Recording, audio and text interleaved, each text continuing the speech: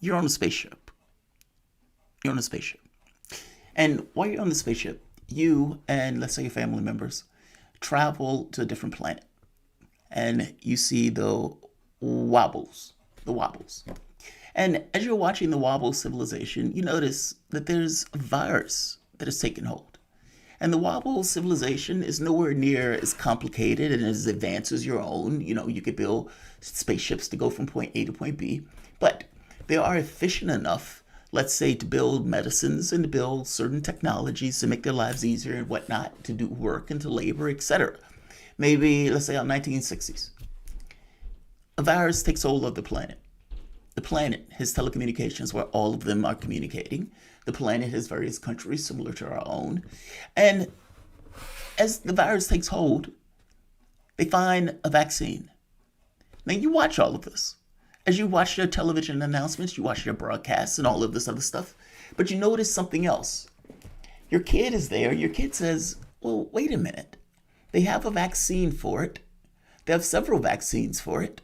But a large part of the world doesn't have access to those vaccines. And you say, yes. But I don't understand why. And you try to make the point that says, well, they have something on this world called money. And money on this world have them fighting in various competitions geopolitically, but also economically. And economically meaning the way that things are accrued around the world. Well, in this specific case, you have certain people who make what they consider to be vaccines. And because they make those vaccines, they own those vaccines.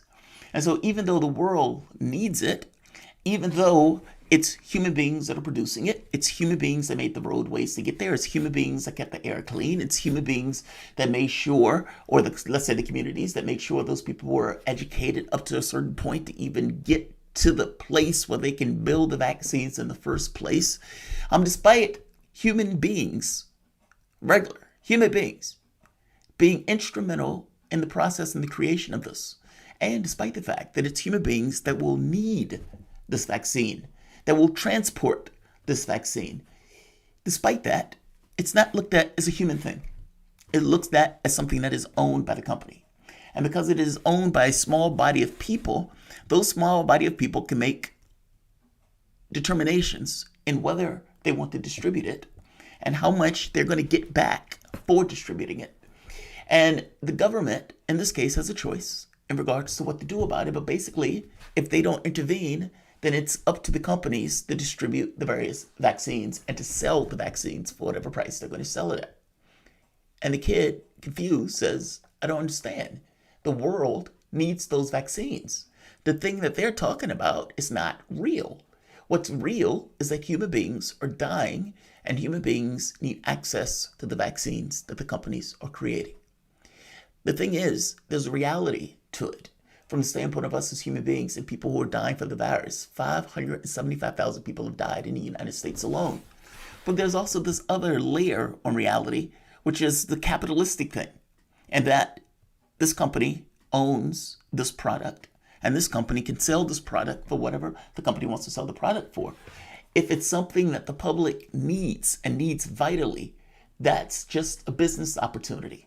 That's not the real world phenomena of 575,000 people dying. 575,000 people dying, we've lost several customers, but we will get new customers because they see how severe this virus is that will kill that many people. It's a business opportunity. It becomes a financial investment. Well, the catch becomes, if it's bad enough, should it be a business opportunity? If it's bad enough, and we care some level about humanity and about human beings, and the human beingness of it all matters more than the fake profit of it all, then should there be profits associated with something that is a world calamity on this level? Should there be profits associated with medicine at all? And in the context of something that is worldwide, that is global, that is killing nearly 500,000 Americans, should there be patents on those vaccines? Or should those patents be lifted to allow the companies around the world to manufacture the vaccines themselves? Should patents trump life? That's the question. When Biden was asked this, Biden looked the dying man in the eye, listened to his story, and told him this. If the US discovers a vaccine first, will you commit to sharing that technology with other countries? And will you ensure there are no patents to stand in the way of other countries and companies mass producing those life-saving vaccines? Absolutely, positively.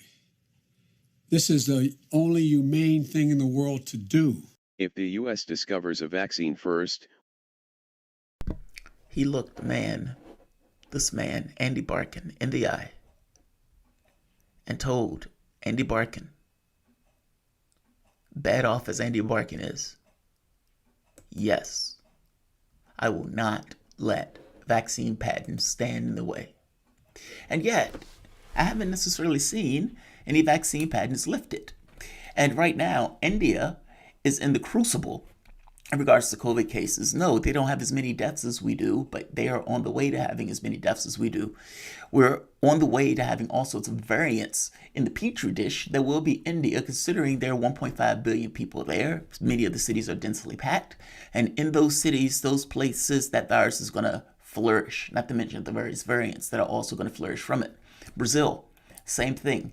The poor countries don't have access to those vaccines, especially not to the degree that the richer countries, because the richer countries are going to ensure that their country and their people are vaccinated first. Politically, you don't have a choice but to do that. If you try to give vaccines before your own citizens were vaccinated, you will be attacked as such, and the population will see you in the light into which you are attacked. Politically, it's unfeasible, or it's not feasible to trade it out beforehand. But that means that the other countries that need the vaccine can't buy them. And they may not even be able to afford them, even if they could buy them.